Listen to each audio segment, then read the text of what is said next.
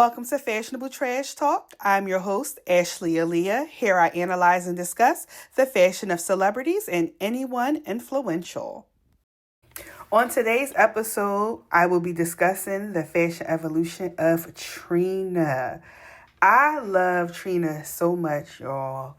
And she is another one who gets so much disrespect from this newer generation of young women, but yet they won't stop copying her style. That's the part that blows my mind. Okay, so Trina came into the game in 98, and I'm just going to say it. I feel like she really put Miami girls and girls with their Southern type of vibe on the map. And specifically the fashion map. Because I feel like prior to Trina, a lot of the girls were categorized as being country or corny or, not that fashionable. But I feel like Trina came into the game and kind of dismantled all of those type of stereotypes about Southern women. I feel like she came in raw. She came in raunchy. She had the raps. And it was kind of refreshing because we had the New York girls playing a part in fashion. We had the Philly girls, the Detroit girls. But we weren't really hearing too much from the Southern girls, especially the Miami girls. And you get Trina coming in with these lyrics talking about being a boss, talking about sexual exchanges with women, that was very raunchy for back then. And then you see her with her Benz, the diamonds, the Chanel, all the designer. And you would have never thought that in Miami, they were down there doing it that big and that lavish. And so I feel like Trina, how can I put this? So in New York, I feel like it was more so like about clothes and a little bit of lifestyle. But I feel like Trina, because Miami isn't like how New York is in a sense, I feel like Trina is the rap girly that brought in the entire lifestyle into the game, where it's like, it ain't just about the clothes. We gonna go to clubs. We gonna ball out. We gonna drive these Benzes. We gonna push these G-Wagons. We gonna do it big. We only dealing with men who got a coin. Like, she is like the one who really solidified that. And she always just carried herself with such boss energy. And even in her lyrics, I love Trina's music. Like, in her lyrics, it's just always been consistent. And one of my favorite interviews with Trina is the one she did with Young Miami, and she was speaking about her lyrics, and she was like, they always like, oh, Trina, you so nasty. But no, y'all nasty. Because she was like, how she would have to say crazy things because that is what like the demographics who listen to her music actually wanted. But it's like, when you just look at Trina's fashion, it was so different. Like I said, it was so different than what the New York girls, Detroit and Philly girls was doing. It was like Trina was such a label girl, but just like in a different type of way, where it was just, I feel like she took sex appeal over the edge, but it was very Miami because, Miami, they don't have winter in Miami. So you really get to be a sexy half naked woman, all year round. So you really have to, in a place where you can wear bathing suits all day, you really have to have a sense of fashion down there in order to make your fashion impactful. And I think that's something that Trina had. Even if you look at a lot of her music video looks, it's just like, the hair for the time. We can maybe look at some of these looks now and be like, damn, Trina really look kind of crazy. But for the time, the hair was trending. The makeup for the time was trending. And just the looks itself was trending. Like, I think my favorite thing about her is the whole diamond princess thing where it's just like when she had like the iced out bralette, it's just like Trina just always been fly.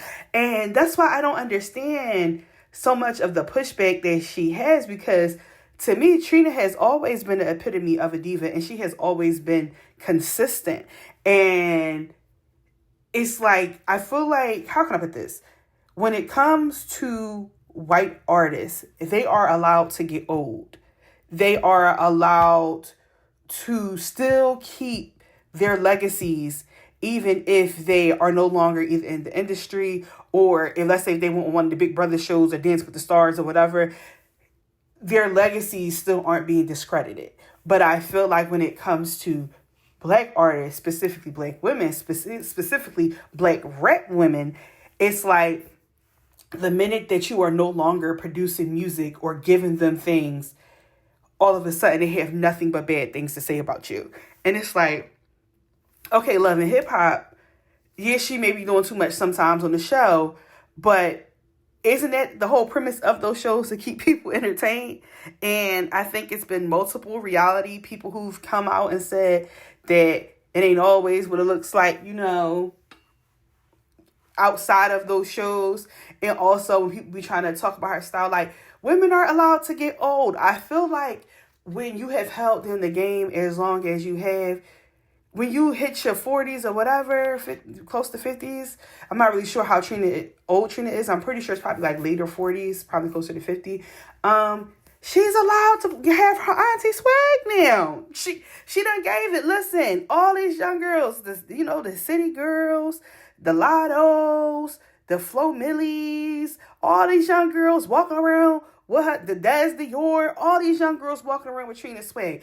All this, Benz this, and men got pay me this, and all the diamonds and all that. That's Trina swag. So it's like, listen, y'all can't be out here trying to disrespect or discredit her, and y'all won't take y'all foot up off her swag that she literally gave y'all.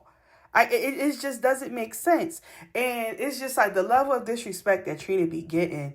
And like when people be trying to play her music. And it's just like, if you literally go and sit through her entire catalog, Trina has had hit after hit. Her features, everything. Like, it's very rare that you've ever, if ever, you heard a track when Trina was on it and you was like, damn, I wish she wasn't on this song. So it's just like, I don't understand why people always be trying to play her. It's so weird. But I love me some Trina. I think she has been more than influential in fashion. I think, again, like, and I can't even just limit her contribution to fashion, because I think she is one of the first rap girlies who was successfully able to sell a lifestyle and it have a black face on it. And although we've had some like mishaps, she may have had some mishaps like in dating, but even when we spoke about when she did speak about dating, Lil Wayne was one of the hottest rappers at the time. So it's like I don't know, like, it's just, I just feel like there's not enough to support that Trina is corny. It's not enough to support that Trina isn't deserving of flowers. It's not enough to support that Trina wasn't an influential rapper. So it's like, people can have their jokes all they want, but Trina has been consistent, and Trina has had some amazing collaborations. Some of which some of the rappers that y'all be praising haven't had collaborations to the level that Trina has had. So it's just like, I don't be understanding the Trina hate. I don't understand it. And it's just like, again, when you go just back to the fashion, I think it was very rare to see, how can I put this? And I think I spoke about it in my Kim video. You have a Kim who is full-blown, fresh off the runway type of girl. And then you had the girls like even Foxy, who were cute girls, and they had a few designer pieces, but they weren't nearly as given close to Kim when it comes to fashion. Like, it wasn't even close. And I feel like you got Trina, who, she's from down south. It's Florida. And she is giving the fly around the way girl times 1,000. it's like, yeah, I got this, I got this, I got this. It's like, oh, y'all just talking about clothes? No, I got the whip, I got the crib, I got a bank account, I got these diamonds, I got this, I got that. And the girls really wasn't popping it for real, for real. So it's just like to see someone bring all that to life in fashion, and like you see the receipts of it. It's just, I don't know, like it's just like Trina is it. And I feel like when it comes to like Miami, again, like Trina, and you got the other rap girls too that's from down there. But I feel like between Trina and like the first season of Basketball Wives, like with Evelyn and Jen, I feel like those two parts truly kind of sold the entire Miami lifestyle, the glamour, the lux, all behind it. Like, it's just like, it makes it, they really kind of made it a place that people want to be. Like, it's like a place that you go to ball out, a place you go out to stunt. And I don't think that a lot of women in rap were able to really do that for their cities. You know, it's like, yeah, okay, I like that person, got a nice personality, they got some cute clothes, but I don't think it was a lot of rap girls who really put their cities on their back in the same way, so much so that you can sell an entire lifestyle for it. And I don't think Trina gets enough credit for that. And like I said, to just consistently just give that luxe type of vibe, like she is deserving of every diva tantrum she throws. And y'all can argue about that with your grandmom. Trina has been in the game long enough. She has earned her stripes. She has given us enough. So if my girl want to show her ass on Love and Hip Hop Miami, that's what she can do. She earned her right to do that. It's like sometimes I don't think that you guys fully understand what a diva is. It's just like, yeah, there are a lot of positive aspects about being a diva, but you know, sometimes when people say somebody's a diva, some negative things that come with it too. You know, if someone, let's say if you're talking about somebody else on the show, like, yeah, I will work with her, but she, you know, she's a little bit of a diva. So it's like Trina is a diva. Sometimes you're going to get really great things from a diva, and sometimes you're not going to get so many great things from them. I mean, and I know it's going to be someone who's intentionally going to try to misinterpret what I said, but I'm just saying, like, for example, like a Mariah Carey. Mariah Carey's a diva. We get really great stories about Mariah, and throughout the years, we got some not so great stories. Naomi Campbell, got some really great stories about her. Sometimes we get not so great stories. So it's just like, Aretha Franklin, another diva, some great stories, some not. And I know people are going to try to say, well, you comparing them people to whatever. Okay, well, again, she's a rapper. Those are, you know, singers or models. But I'm just saying in general, it doesn't change my point of the behavior. Like, it's some people who, you know, some people are going to be sweet as pie all the time. And there's going to be some people who are not. And I think when you put the amount of time in the game that Trina has given consistently, I think she's earned her right to, you know, be a diva. And if people disagree so much, then stop stealing her swag. How about that? Like I said, stop stealing her swag. Y'all young ladies are obsessed with Benzes because of Trina. Let's be clear. Obsessed with men giving you money and diamonds and trying to sponsor your lifestyles. That's from Trina, okay? So it's just like, let's not rewrite history, girls. But I just wish that people would give Trina way more respect. And I don't like how people often try to make her the butt of the joke. Trina is somebody who, I think when people also speak on her, I think people also forget not only did she lose her mother, she lost her niece directly after. And I'm speaking more about like the current stuff that goes on with Trina. And so I think a lot of that altered her brain chemistry and behavior too. But, you know, as Black women, we don't get the same level of sympathy as our counterparts and stuff like that.